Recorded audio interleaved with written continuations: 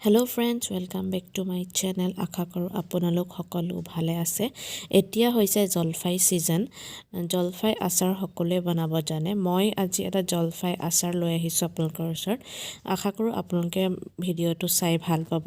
এতিয়া মই জলফাইখিনি ভালকৈ ধুই মেলি এতিয়া অলপ পানী দি পালে এখিনি সিজাই লম 3টা বা 4টা চিটি অহালৈকে। এখিনি আমাৰ সিজোৱা হৈ গৈছে। এতিয়া ইয়া এখন চালনী হয় পানীটো এক্সট্ৰা কৰি লৈছোঁ। আৰু এখিনি 15 বা 20 মিনিটৰ কাৰণে পানীখিনি নিগৰিবলৈ এৰি দিম। এতিয়া আমাৰ 15-20 মিনিট হৈ গৈছে। এতিয়া আমাৰ এখিনি ভালদৰে পানী ওলাই গৈছে। এতিয়া এখিনি এখন কাটা চামুচেৰে ভালদৰে ভাঙি ল'ম। তাৰপিছতে ইয়াতে মই অলপমান জোখৰ হালধি আৰু আন্দাজ অনুসাৰে নিমখ এড কৰি ভালদৰে লৰাই ৰ'দত শুকুৱাই ল'ম। যদি আপোনালোকৰ ওচৰত কলপাত আছে কলপাতত শুকুৱাব পাৰে, তেতিয়া সোনকালে শুকাই যায়। মোৰ ওচৰত কলপাত নাই, সেইকাৰণে মই এনেধৰণে বলতে শুকুৱাই ল'ম পাতলকৈ মেলি। এইখিনি দুই ৰ'দ দিয়াৰ পাছত অলপ যেতিয়া শুকাব পানীটো নাইকিয়া হ'ব ইয়াৰ, তেতিয়া আপোনালোকে ধুনীয়াকৈ এইখিনি আচাৰ বনাব পাৰিব। মই 2টা ৰ'দ দিছিলোঁ। এতিয়া এখন কেৰাহী লৈছোঁ, তাতে মই আন্দাজ অনুসাৰে মিঠাতেল এড কৰি লৈছোঁ। মিঠাতেলখিনি গৰম হোৱাৰ লগে লগে ইয়াতে মই এড কৰিছোঁ কেইটামান মেথিটোৰ যেতিয়া ৰংটো চেঞ্জ হৈ আহিব ফুটিব, তেতিয়া ইয়াতে মই এড কৰি দিম চেনিটো দিলে জলফাই কালাৰটো চেঞ্জ হৈ আহিব।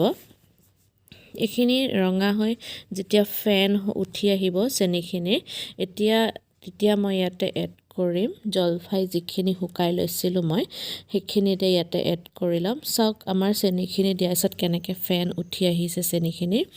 এতিয়া এইখিনিতে মই জলফাইখিনি এড কৰি ল'ম আৰু গেছটো কমাই ল'ম, নহ'লে পুৰি যাব পাৰে চেনিখিনি।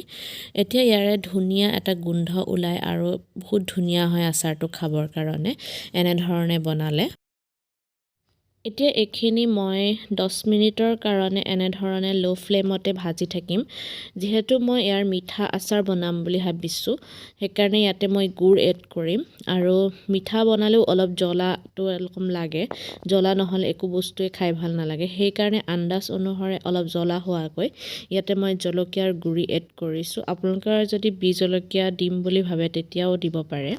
এতিয়া এইখিনি দিয়াৰ 5 মিনিটলৈকে মই এইখিনি এনেধৰণেই লৰাই থাকিম। এতিয়া এইখিনিত মই এড কৰিম গুড়। আপোনালোকে ইচ্ছা কৰিলে চেনি দিও বনাব পাৰে, কিন্তু গুড় দিলে ইয়াৰ টেষ্টটো বহুত বেছি ধুনীয়া হয় খাবলৈ। এতিয়া ইয়াতে আপোনালোকৰ নিজৰ আন্দাজ অনুসাৰে গুড় এড কৰিব পাৰে যিমান মিঠা খায়। এতিয়া এইখিনি মই গুড় দি ইয়াৰ যেতিয়ালৈকে কালাৰটো চেঞ্জ হৈ নাহে তেতিয়ালৈকে মই ভাজি থাকিম। এতিয়া চাব পাৰে গুড়খিনি দিয়াৰ পিছত কেনেকুৱা হৈ গৈছে দেখিবৰ কাৰণে আচাৰখিনি। এইখিনি টাইমতে আমি আঠা হৈ যাব যিহেতু, তেতিয়া গুড় আৰু এইখিনি জলফাইখিনি খুব ধুনীয়াকৈ মিলি যায়। এতিয়া আমাৰ আচাৰখিনি হৈ গৈছে, ইয়াৰ তেলটো ওপৰলৈ উঠি আহিছে আৰু দেখিবলৈও বহুত ধুনীয়া হৈছে, খায়ো কিন্তু বহুত বেছি ধুনীয়া লাগে। আপোনালোকে ট্ৰাই কৰি চাব, ভাল পালে মোক কমেণ্টত জনাব।